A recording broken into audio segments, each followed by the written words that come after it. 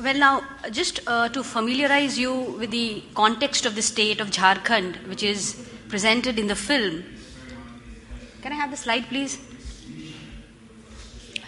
Yeah. Press enter. As you can see, Jharkhand is more on the eastern part of India, and the second map shows the different districts in Jharkhand.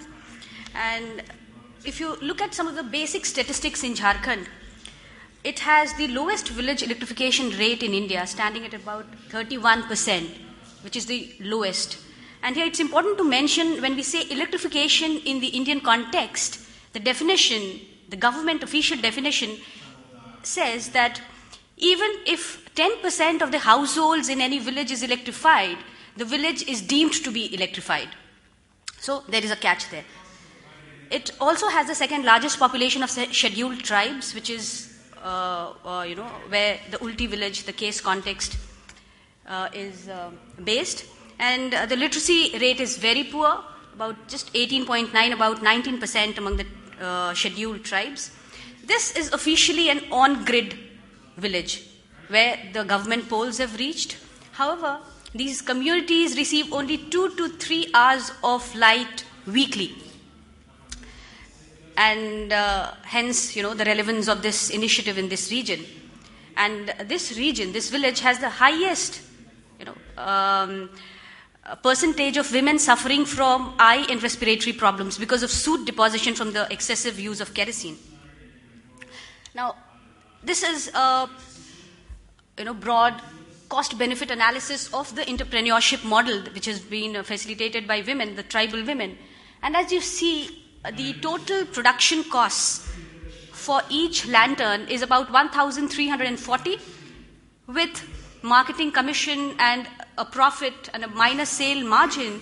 The maximum retail price for each lantern is about 1,700, which is quite a bit in the tribal context.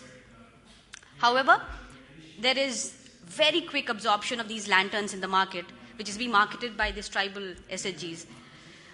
The target for each month is about 100 lanterns, and whereby you see that about 14,750 rupees is what comes to the women enterprise, the SHG comprising of 20 members. So that means that each SHG member gets about 750 rupees just from assembling lanterns per month. So just to give you a broad idea of the figures, now the overall results from this project has established that this source of energy, which is from solar, is a reliable source, and it has ensured a kerosene-free illumination, thereby safeguarding women's health and environmental pollution. It has also ensured, and it has showcased, that tribal women can now assemble lanterns, solar lanterns, which is otherwise an exclusive domain of the scientific people. And this is interesting because most of the women are illiterate. So it has a significance there. Also, there's a high degree of ownership because it is being marketed by them.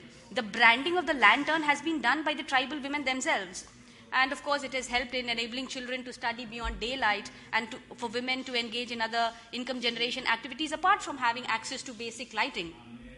Now, the broad lessons learned from this initiative, which is a woman enterprise, primarily, it has demonstrated that tribal women, in spite of being illiterate, can play the role of energy service providers. They are now maintaining logbooks and registers, the sales proceeds. However, in doing so, they need capacity building, which is technical as well as non-technical in nature. And in our country context, we see that most of our energy policies have failed to recognize the role of women as domestic energy managers and have ignored their participation completely. And this needs to be addressed. The technologies which are being largely disseminated in the rural areas have to be simple, of course, for easy adoption and transference. And rural technology, as we see from this case, is that technologies become more sustainable when they're promoted as an enterprise, wherein there's scope which gives you an opportunity to have generate income apart from meeting your basic energy needs. And of course, there is a huge, huge demand of such home lights in India because 56% of our households have no access to basic lighting.